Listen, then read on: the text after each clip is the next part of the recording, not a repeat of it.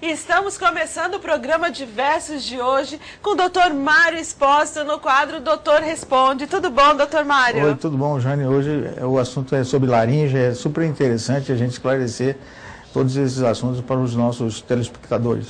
Dr. Mário, eu até pedi para que fosse esse assunto porque eu vi uma pessoa com câncer de laringe e foi uma coisa tão rápida. Ela estava fazendo um cruzeiro, ela teve uma dor de garganta nesse cruzeiro, quando voltou, foi internada e em cerca de 2, 3 meses ela já estava morta.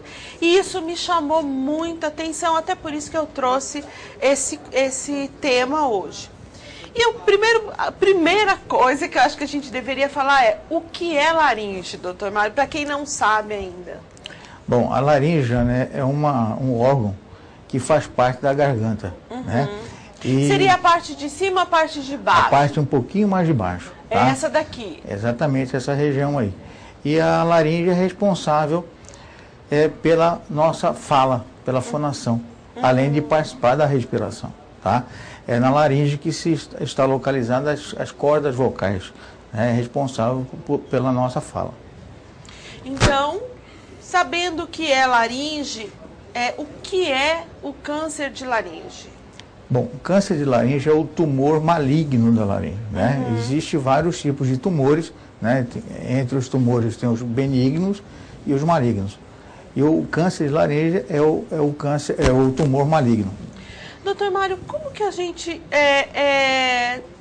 percebe que está com câncer de laringe? Pelos sintomas, né? O sintoma mais precoce, na maioria dos casos de câncer de laringe, é a rouquidão, né? Aquela rouquidão persistente, né? que perdura por mais de 15 dias. Né? Se for uma inflamação da laringe, por uma laringite, também pode dar rouquidão, tá? Mas é uma rouquidão que demora no máximo 2 semanas. Agora, aquela rouquidão persistente, que demora mais que 15 dias, essa rouquidão tem que ser avaliada por um médico especialista, porque pode ser uma simples inflamação, mas também pode ser um tumor. Doutor Mário, por falar em câncer de laringe, em fatores de risco e tabagismo, a gente percebe que tem algumas pessoas que têm uma voz que a gente olha assim, não precisa nem perguntar se ela fuma, porque ela já tem uma rouquidão, parece voz de fumante mesmo. Isso é decorrente do fumo? Isso já poderia ser a pessoa ficar alerta que está num grupo de risco grande? Bom, o fumo causa uma inflamação crônica no aparelho respiratório, tá? E isso se traduz numa alteração da voz, né? A voz se torna áspera, é aquela voz que soa mal para os ouvidos. Né?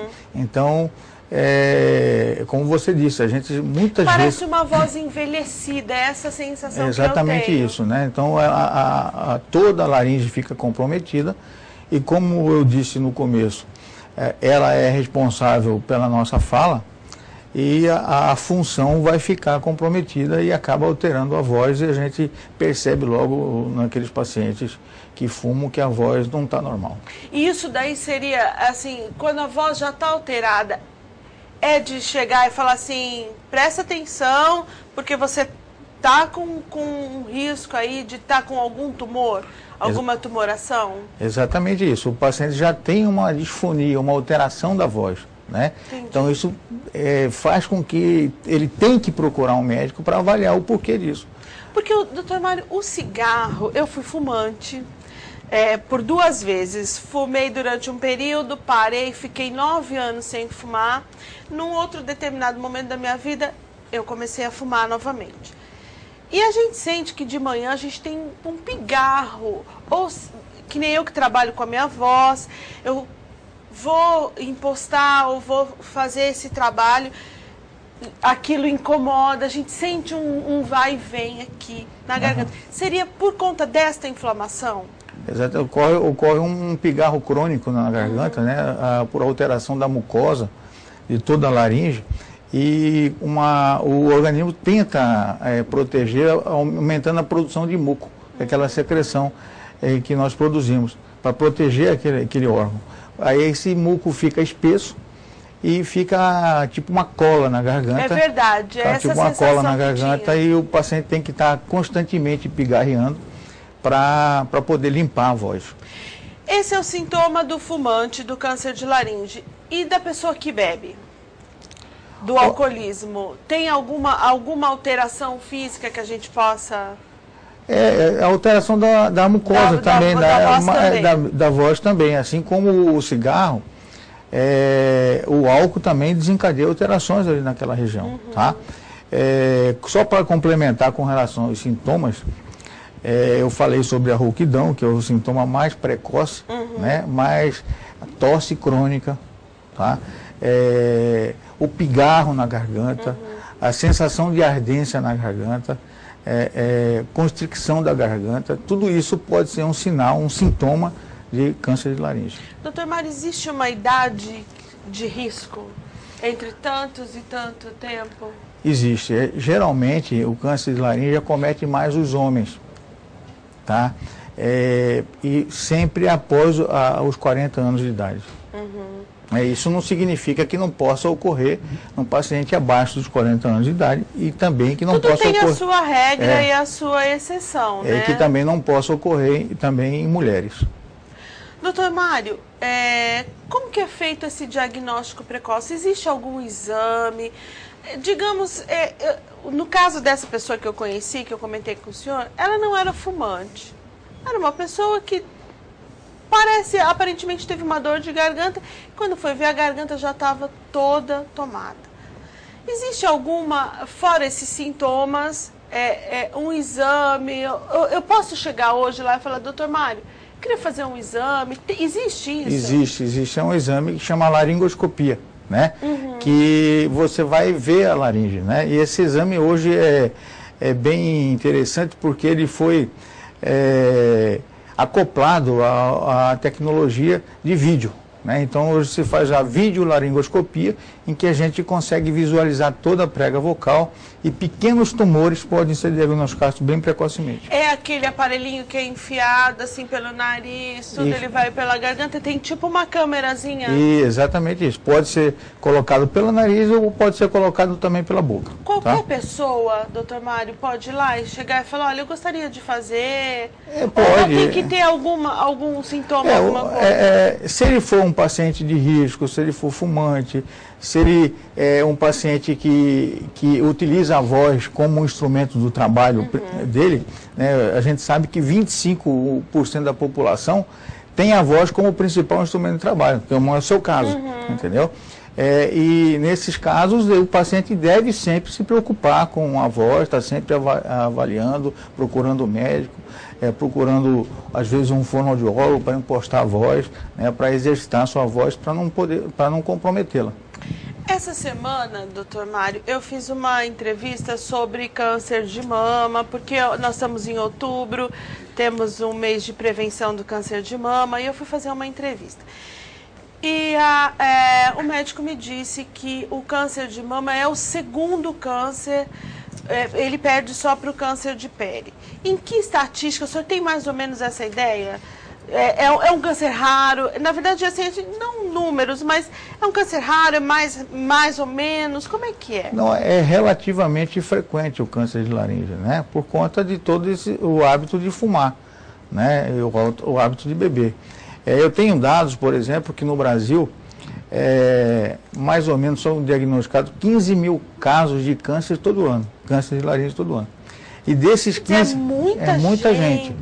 E o mais interessante, Jane, é que desses 15 mil casos, 8 mil pessoas vêm a falecer em decorrência desse tumor. Tá? Porque não tem sintomas? Isso que eu queria saber. Quais são os sintomas do câncer?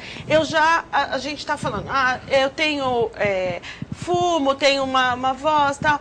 E às vezes necessariamente eu não preciso ter um câncer. Mas às vezes eu tenho um câncer. Eu tenho esse sintoma? Tem, como eu falei, a rouquidão precoce. Não, mas digamos, necessariamente, todas as pessoas, dessas 15 mil pessoas por ano, todas vão ficar roucas? A maioria delas a rouquidão vai aparecer na maioria delas, tá? Tá. E outros sintomas, como eu falei, o pigarro, a tosse persistente, tudo isso vai fazer com que o paciente procure o médico. Dói. Porque geralmente aquele câncer localizado inicialmente nas pregas vocais não dói, né? Ele dá mais a rouquidão. Agora, quando o câncer se afasta das pregas vocais, aí pode desencadear dor, como foi o caso conhecido do nosso ex-presidente da República, o Luiz Inácio Lula da Silva, né? Que o ano passado... Que no caso dele provavelmente deve ter sido os dois sintomas, a de bebida e de no caso cigarro. do Lula foi dois fatores, esses dois fatores predisponentes, né? Ele fumava e tinha o hábito do etilismo, né? Doutor Mário, é uma curiosidade minha. Todas as pessoas que eu ouço falar, o câncer, inicialmente, ele não dói. Né? As pessoas não têm o câncer de mama ou o câncer de laringe, o senhor está dizendo que não dói. Mas por que depois a pessoa sofre tanto de dor por conta do câncer? E aí dizem que é uma das mortes mais doloridas e uma das doenças, toma morfina. Por que, doutor Mário? Jane, exatamente porque o diagnóstico não foi feito precocemente. Quando o diagnóstico é feito precocemente, a chance de cura, pelo menos no caso de câncer de laringe, é muito grande, né? Aí quando você não faz, você não valoriza aqueles sintomas, não procura um médico, não procura um especialista, aquele câncer vai devagarinho se espalhando, né? E vai comprometendo outras estruturas do pescoço, tá? Vai comprometendo o esôfago, vai comprometendo a musculatura, vai dando metástase, ele vai se espalhando, isso se chama metástase. Entendi. Então ele vai se espalhando, e aí nesses casos de metástase, o tratamento não é que não possa ser realizado, mas o tratamento ele tem um prognóstico um pouquinho pior do que aquele câncer que foi diagnosticado precocemente. Qual o tratamento? Bom, o tratamento, isso vai depender do estágio do câncer, tá? Se é um tumor bem localizado, às vezes uma simples cirurgia pode resolver o problema, né? Se for um tumor que que passa por todo aquele processo, quimioterapia, radioterapia... Isso é por etapa, né? Então, por exemplo, se um tumor um pouco maior, e que já comprometeu as estruturas vizinhas ali ao pescoço, pode ser necessário, além da cirurgia, né? Um tratamento tipo quimioterapia, tipo radioterapia.